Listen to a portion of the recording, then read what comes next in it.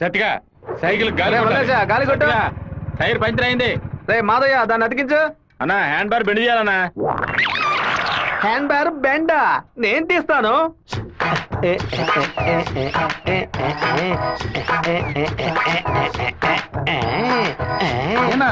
Hand bar bend తీయడానికి మాత్రం ఆయన వెళ్తారండి. అది ఒక వ్యాధిరా. ఎక్కడ హ్యాండ్ బార్ బెండుగా ఉన్నా అన్న కాళ్ళు వెడల్పు చేసుకుని వెళ్ళిపోతాడరా. బెండు తీసినట్టుంటది, దురద తీర్చుకున్నట్టుంటది.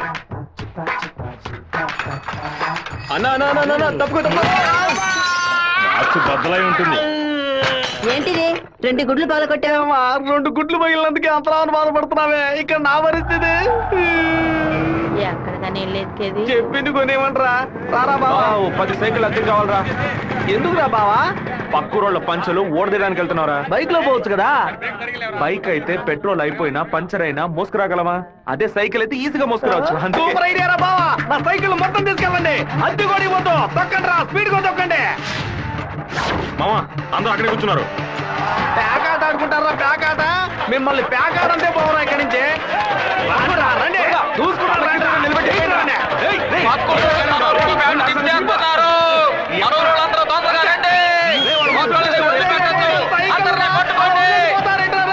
అయ్యో సైకిల్ నెత్తి మీద పెట్టుకుని పారిపోవద్దని చెప్పాడు. ఇలా వదిలేసారు ఏంట్రారే? ఒక్కడిని కూడా వదిలిపెట్టద్దు, అందరినీ పట్టుకోండి.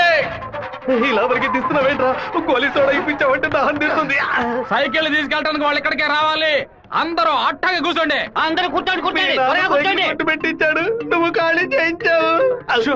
నీ సైకిల్ సేఫ్ గా ఉండాలి అంతేగా? చెప్పరా మామా? సరే మామా.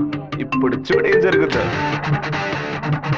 పొలంలో ఉన్న గడ్డి వాములన్నీ తగలబడిపోతున్నాయి. అందరూ బకెట్తో నీళ్లు తీసుకోండి. బావా సూపర్ ఐడియా రా. సింహపుత్రుడు అంటే నువ్వేరా?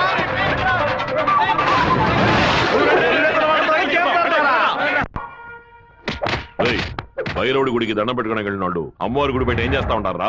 గుడికి వచ్చిన వాళ్ళు గొంతు కోసేద్దామని ప్లాన్ వేశారా? మీ ఊళ్ళో ఎగిరే కాకి కూడా మా ఊరు అమ్మవారి జాతరలో కనిపించకూడదు. అయ్యా ట్రావెల్స్ బాయ్ లోపల వెయిట్ చేస్తున్నాడు. ఇంట్లో అందరూ బాగున్నారా? అందరూ బాగున్నారా? ఎలా ఉన్నారు బాయ్? అయ్యా నమస్కారం. పిలు. ఉండు నేను పిలుస్తాను. అమ్మ నాయనా శివా, మీ నాన్న బయటకెళ్లారు, వచ్చి టిఫిన్ తినండు.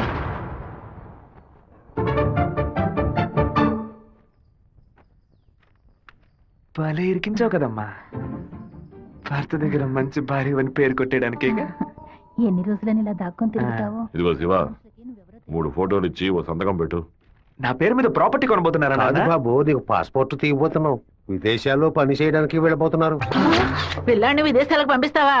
అన్నయ్య నిన్ను బాగా ఇరికించాలని చూస్తున్నారు, ఇరుక్కోకు. గంగా, తూర్పున మలేషియా సింగపూర్ అని వెళ్ళినా సరే, లేదా పడమట దుబాయ్ మస్కట్ అని వెళ్ళమని చెప్పు. ఇక వీడి ఈ ఊళ్ళో ఉండడానికి వీల్లేదు. పొరుగు దేశానికి పోయి కష్టపడి సంపాదిస్తేనే బుద్ధి వస్తుంది. ఈ కుక్క నన్ను చూసి ఎందుకు మరుగుతుంది? ఇవాళ విదేశాలు పంపడం ఏర్పాటు చేస్తున్నారు కదా, అది చిట్టికి ఉన్నట్టు ఎందుకు వాడిని విదేశాలకు పంపిస్తున్నారు? ఎవడో ఒకడు పంచలాగడని ఆడు ఊరికి పోయి ఆడు ప్యాంట్ ఇప్పుతారా? అందరూ వెళ్ళి ఊరంతా గలాబా చేసి వచ్చారు. ఆ రోజు రైలు పట్టాల కింద బాంబు పెట్టిన వాళ్ళని మీ వాళ్ళెవరూ పట్టుకోలేదు కదా. నా బిడ్డే కదా పట్టుకున్నాడు. అదే ఇటు చేసిన చాలా పెద్ద తప్పు. ఉత్తరం వైపు వెళతా ఉండాలని తెలిసి కూడా నేను ఎందుకు పడవడి వైపు మనుషులు పంపించానో తెలుసా? ఉత్తరం వైపు వెళ్లేవాళ్ళు తూర్పు వైపు తిరుగుతారా లేదా దక్షిణ వైపు తిరుగుతారా అని చూసి వాళ్ళని ఎవరు పంపించారో పట్టుకోవడం కోసం. కానీ నువ్వు తొందరపడి వాళ్ళని పట్టుకొచ్చేసావు. ఇప్పుడు వాళ్ళని పంపించింది ఎవరో తెలియకుండా పోయింది. అందుకే నిదానంగా ఉండాలా. వేగం మాత్రం ఉంటే చాలదు, అనుభవంతో నడుచుకోవాలా. నేను ఊరికి వెళ్తాను నాన్న, కానీ ఫారినే వద్దు నాన్న. తిరుపతిలో మాధవరావు మావయ్య రియల్ ఎస్టేట్ ఆఫీస్ లో చేరి పని నేర్చుకుంటాను నాన్న. తిరుపతి అంటే నువ్వు తలుచుకున్నప్పుడల్లా వచ్చేస్తావు. లేదు నాన్న, మీరు పిలిస్తే తప్ప నేను మన ఊళ్ళో అడుగు పెట్టను.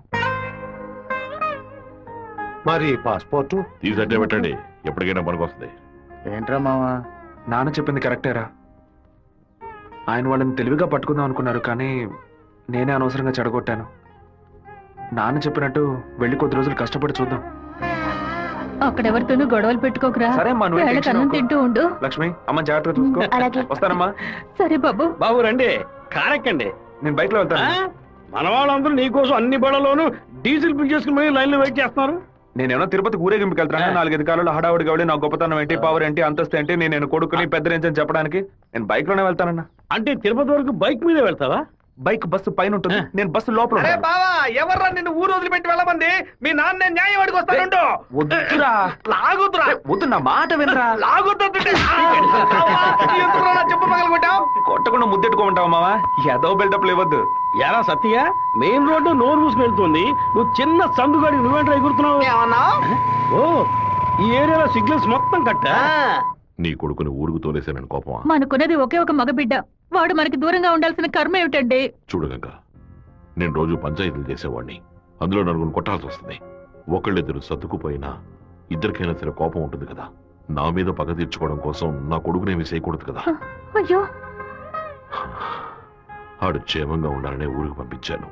వాడికి ఏదైనా జరిగితే మన ఇద్దరు తట్టుకోగలమో చెప్పు గంగా. రావు నీకు బాబాయ్ కదా.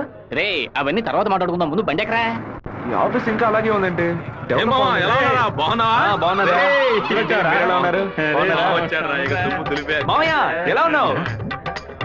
లోనికి రా. ఏమైంది మావయ్య?